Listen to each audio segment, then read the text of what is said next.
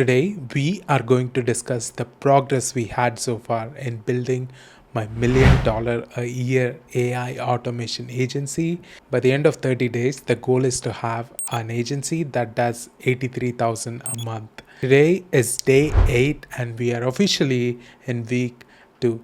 What have we done so far? I have 2 deals in the pipeline. I had one more call this morning. It went really well. The problem with not closing the deal yet is they are a new niche that I haven't worked with before. So they want to see a demo bot before moving forward. Well, it's not a deal until we have money in our bank account. So we are still reaching out to people. I've been following the methods that I discussed in previous weeks. I have 2 more appointments coming up.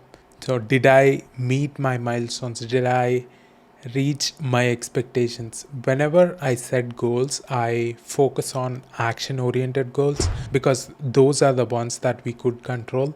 And I thought to myself, if I do enough of this and think about the worst case scenario, I should hit my goal. Right? In the case, like I reached out to 100 people in order to convert 2 to 3 people. In my mind, I thought if I did that work of reaching out to 100 people, I would be closing 2 or 3 people. That was my idea in setting these action oriented goals. So I was thinking to myself, what did I do wrong? It should have worked. So that's when I came across Alex Hormozi was saying, long ago, a mentor told me to put flyers to get leads. So I put out 300. 1 month later, he has no leads and his mentor asked, what was your test size? And he said 300. For that, he laughed and said, we don't even test with less than 5,000. And then we scale to 5,000 a day. So his lesson was what it takes is actually much greater than what you think it takes.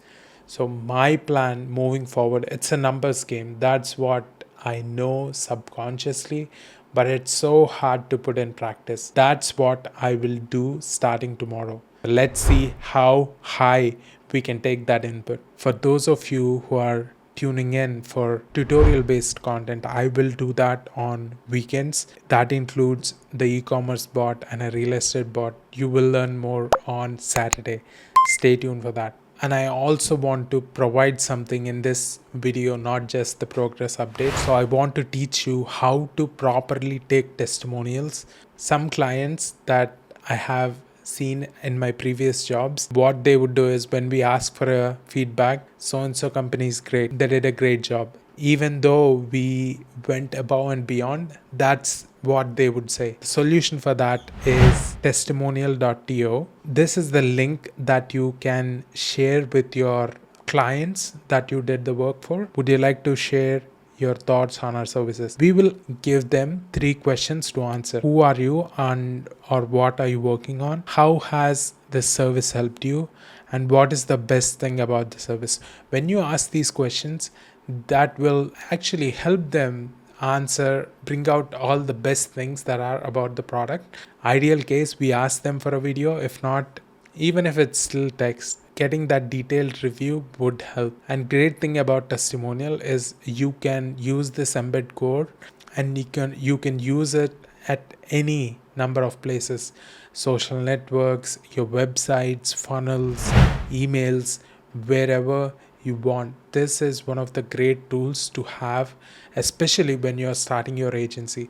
All we need is free plan. When we are starting out, we will get around 2 video testimonials and 10 text testimonials.